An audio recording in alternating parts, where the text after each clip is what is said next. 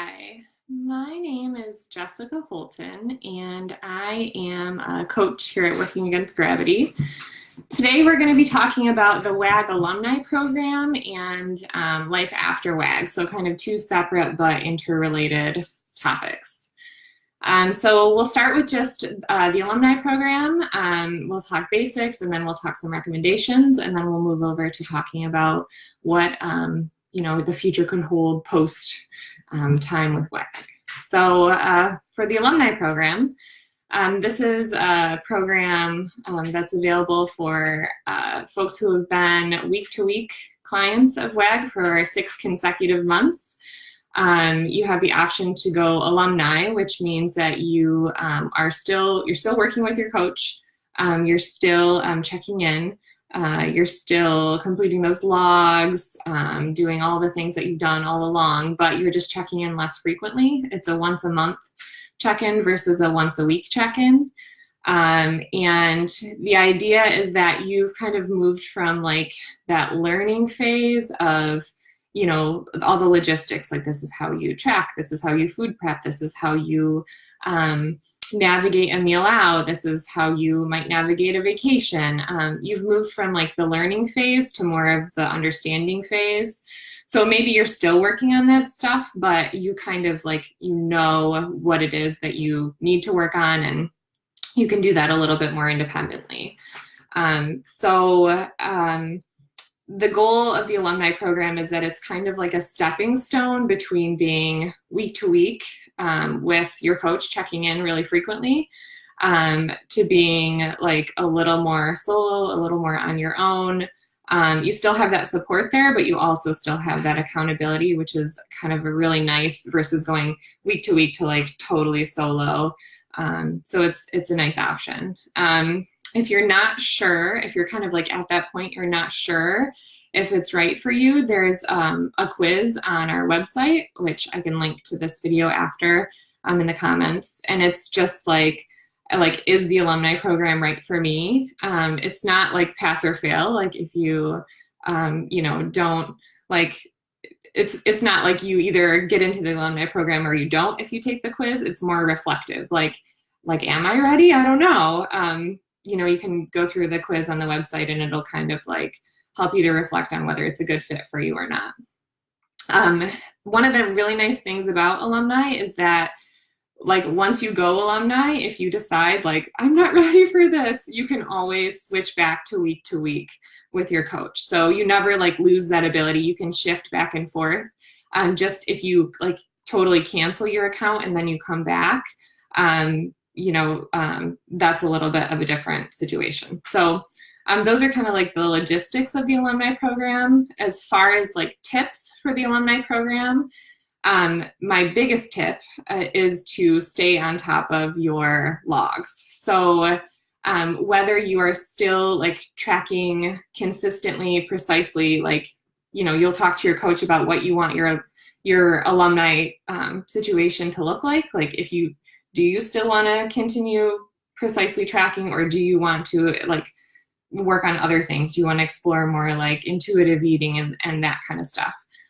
Regardless, staying on top of your log so that your coach has information at the end of that like 28 days is really important, because take it from me, like I went alumni with my coach and I was like, oh, I'll do it like at the end of the week, like I'll stick to my weekly check-in and just update my information. But then 1 week turns into 2, which turns into 3, and then it's check-in day and you have 28 days worth of logs to catch up on, and it's just a mess, especially if it's like on a weekday and like you just don't have the time. So what I like to do is I like to buddy up my my like filling in of my seismic logs with something else I already do. So every night I'm going to eat dinner and I'm going to put my plate into the dishwasher when I'm done. So that's like my cue. As soon as I put my plate in the dishwasher, that's my cue to log on to Seismic and fill out all my information. My, morning weight, was it a training or rest day, double check my macros, because even though I'm synced with my Fitness Pal, like, sometimes the rounding is off. So double check that that's all cool and write a quick note, like if anything special popped up that like I think my coach needs to know about, with alumni, that's really important because then as coaches, we look through and we go, okay, like, wow, they hit like 3 PRs in the last 2 weeks. Like, that's so cool. Or, wow, I'm seeing that like, there were a lot of special occasions in the mix and that was like kind of tricky. So maybe that's something that we work on, we talk about for, the month moving forward. So it's really hard to remember like a month's worth of data, a month's worth of what happened. So my biggest tip for the alumni program would be to like stay on top of your log, stay on top of your notes, and keep like checking in with yourself. You might like on your check-in day, your normal check-in day every week, just if you want to continue taking like your progress pics and your measurements and stuff, you could do that and just save them in your phone so that you have them. It doesn't hurt to have more information. But I find that like keeping it consistent, whether it's a certain time of day or a certain time of week, really helps so that you're not like, oh, like I'll make time for that and then it doesn't happen. So staying on top of all that stuff is really important. Another thing I would say is that talking with your coach about what you want the alumni program to look like for you. So again, do you want to continue tracking precisely? Do you want to like let up a little bit? Like, what do you want it to look like, 3 months, 6 months, a year down the line? And from there, you can work together to come up with a plan for, what that looks like from month to month. So that kind of leads into part 2 of this, which is life after WAG. And what do you do when either you're going from week to week to not checking in with a coach at all, or from the alumni program to not being on the program anymore. And I think one of the big things that it comes down to is knowing that, while you can track long-term if you want to, like there are people who do, like I think Adi has been tracking for like 13 years, which is just admirable and so crazy and awesome. And some people feel really good, like they like the control of knowing. And so if you're one of those people, that's great. If you're one of those people who are like, I don't know if I want to weigh and measure my food and log forever, it's nice to have a skill, as a skill to come back to, but I don't know if I want that forever. It's the purpose is through that we build good habits. Like we build the habit of like prepping ahead of time, or maybe just like researching menus before we go out, or knowing what a serving size looks like for you of certain things, or knowing which foods work for you and which foods don't work for you, or like knowing that I can't keep like chocolate in the house is an important thing for me to know. So through tracking, like you've learned a ton that you can take with you, even if you opt like not to track after your time with WAG is over. And that's really what it's about. It's about, it's not about like being on WAG and then being off WAG. Like I'm on my diet and now I'm not with WAG anymore, so I'm off my diet. No way. Like you have been food prepping for at least 3 months now. And that's been working really well for you to like have a lunch ready to go so that you don't have to rely on like ordering out or whatever. Like that's been working for you. Like that's not an on and off thing. Like you can keep that going long term, like long after you're done checking in with your coach. So keeping those things going, making a list, like what has worked really well for me, keeping those things going. Also making a list of like your struggles. So like if you know that travel is really hard for you, keeping that on your radar when you have travel coming up, that like, all right, I need to revisit the things that worked well for me last time or that didn't work well for me last time so that you can be successful in those situations. Setting some goals can be helpful. Like after you're done, working with your coach, do you want to continue with what you were working on? Do you want to switch it up? Do you have body composition goals that are different, or performance goals in the gym? Decide like what you want to do, and then kind of set it on the shelf. Like, all right, so I made all this great progress with WAG. I want to maintain that long term.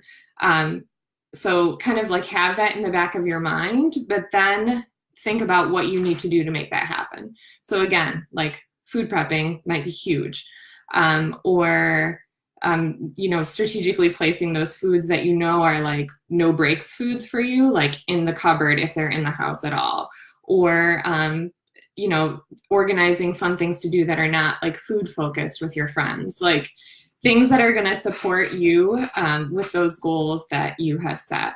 Or it could just be something simple like drinking a glass of water every morning. Like maybe that helps you feel more energized, maybe it helps your digestion. Like what are the small building blocks that you can use long-term to get you to those big end goals?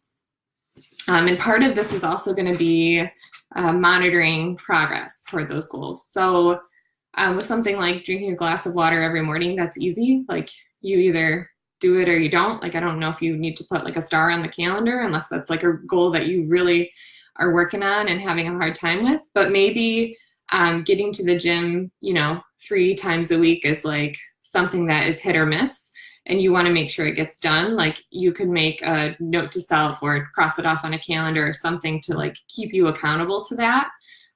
You could also like rope in an accountability buddy, a friend at the gym, or a coach at the gym, or family members or whatever. Like it takes a village, and people more often than not appreciate somebody else like pushing them to be a healthier version of themselves. I mean, I know we all do, right? So community is huge. So monitoring progress, you could do it like on a calendar. You could continue to like weigh in, to measure, to take photos. You know, research has shown that people who are more aware of those kinds of things, or about like progress in general, whether it's aesthetic or performance or whatever, like if you keep tabs on it, like just being aware of it makes a huge difference. So you can decide what you want that to look like. If you want to continue weighing in daily, if you want to continue, you know, taking photos every now and then or whatever, keeping track of your performance in the gym. There's a lot of free apps out there if your gym doesn't have one. Keeping tabs on your goals and on your kind of progress towards them is going to be really important. So the last thing is kind of like, if you want to continue tracking, what does that look like? So a lot of times we'll get people who will ask like, what should I do with my macros? And that goes back to a few things. It goes back to what your goal is. So like, say you've been cutting for the 3 months on WAG and you want to continue cutting. So it goes back to what your goal is, and then it goes back to like what your current macros are doing for you. Like if you've been cutting for that amount of time and your macros have been working when you've been hitting them consistently, like don't change a thing. You know, you know that like when you have good weeks and when you don't have like a lot of other stuff going on, those macros work for you. So leave them right where they're at. If you decide that your goal is different, like if you want to maintain and you've been like pretty steadily decreasing in weight and losing body fat and that kind of thing, you're happy where you're at, maybe you explore like adjusting up a little bit just to see like, you know, if you can kind of level things out. Or if you want to start gaining mass, like you can add even more. Generally with macros, we keep protein pretty stable, like because it's so important.